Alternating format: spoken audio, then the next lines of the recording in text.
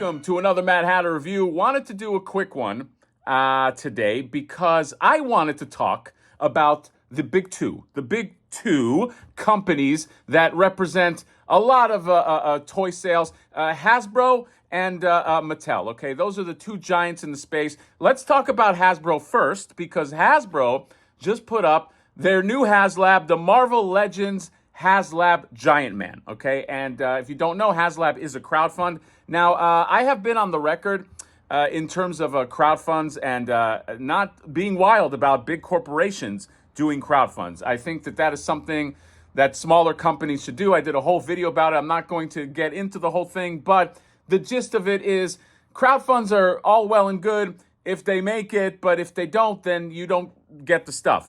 And I had a bunch of points that I made, and I don't want to retread all that, but I do want to talk about this because this Giant Man, first of all, looks pretty damn cool, okay? If you are a fan of old school comics Giant Man, this is probably the best incarnation of it, and moving forward is probably the best incarnation that you are going to get of this character. Let's go through really quickly just what he comes with. So he has different face plates, a little bit creepy smile, and then creepy gritting teeth. His hands are amazing. This has to be like a new thing with articulation because it's like not only do you get all the fingers on there, but you get like the thumb or the thing that holds the thumb, and that can articulate back and forth, so you can do some nice holding poses right there. 24 inches tall, and the tiers are zombie faceplate. By the way, this has to reach 10,000 just to get made, okay? Zombie faceplate at 12,000 and scroll head, a whole new head at 14,000. And that's it. Here's the thing. The price is $200, $199.99. And I actually think that might be the perfect price for this, okay? Now, I know some people might argue it should be $150. I think $150 to $200 was always the sweet spot for something like this. It's not going to be less than $150. It doesn't deserve to be less than $150, okay? This is a pretty sizable figure. It's got a lot of detail. The tiers kind of suck, okay? They're pretty weak, I'm not going to lie. But I don't know. For $200, considering that Sentinel, what was the Sentinel, $350 or something? I think that this feels like a pretty damn good price for this thing, which makes me think, and this was what I wanted to make the topic of this video, are the big two learning, okay? Is this a price that you come up with after being humbled by the Engine of Vengeance? And I know this was not Marvel, but, this is also Hasbro, the Rancor, all the other stuff that it missed, that just failed.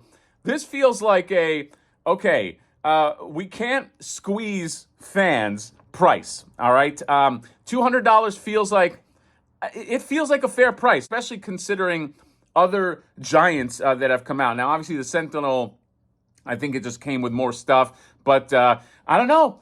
I feel like this is an example of, they're never going to say we were wrong, but this to me feels like a mea culpa, as they say. I feel like they understand that the market pushed back at some point, and this is a company, so when they see the money bin hit a certain low amount, they got to fill it back up, and that's what this feels like. I think that this price is a win in terms of its goal. So they need 10,000, so it's got a high goal in terms of what they want, but I think they'll get it. It's at $13.50 now at the time of this video. I think they'll get it. I mean, it's moving a little slower, I think, than Marvel HasLab normally does, but I cannot fault them for this. So if you want this, you can lock this in until how many days? You got 45 days to lock in Giant Man. I might get this. I don't know. It looks pretty cool. Again, this will probably be the best Giant Man that comes out, and I'm more of a fan in terms of Marvel of like old school stuff. I don't really collect MCU stuff, but I might go in on this. The other thing I wanted to talk about, this has been gestating for a while, is Mattel, the other big giant corporation, also seems to be listening to fans because while this is a crowdfund, which, again, I do not like big corporations doing crowdfunds, this is an Eternia Choice fan vote crowdfund. So the deal with this is they gave you like 6 choices, and they're basically like, you choose 2 things, we'll pick the one, I think, and then we'll make that into a crowdfund, and if it goes, it goes. Great. So, and by the way, I don't know if this is Masterverse or Origins, but yeah, they put up a vote. I'll put a link in the description if you haven't voted for it, but you get the votes in by, oh shit, this closes Sunday, September 10th, so soon.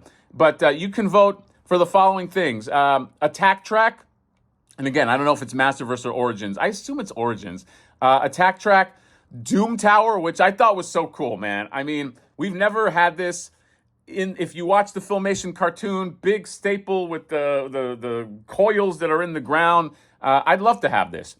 Fright Zone, which sort of looks like almost, I was going to say shot for shot, but like, it's like a remake of the old Fright Zone, okay? I think they put a few extra frills in there, but if you never had that old Fright Zone, you can get this this baby right here. The Horde Crawler Tank, which is awesome. It's got Hordak's face. I always love when Hordak just had his face on stuff, and that looks like it comes with a figure.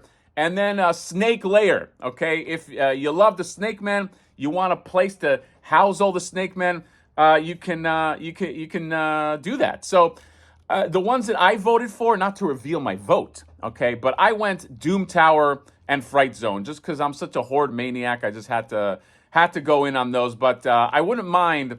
I'm kind of regretting it, and if I could trade up, I would trade my vote for Fright Zone for the Snake Lair. The more I look at that Snake Lair, the more I think it's pretty cool. But anyway, I just wanted to say that this too is an indication of like, hey, maybe we don't have the power. Maybe you as the fans have the power. Maybe you are the ones that should be telling us what to do, and then we kind of fall in line.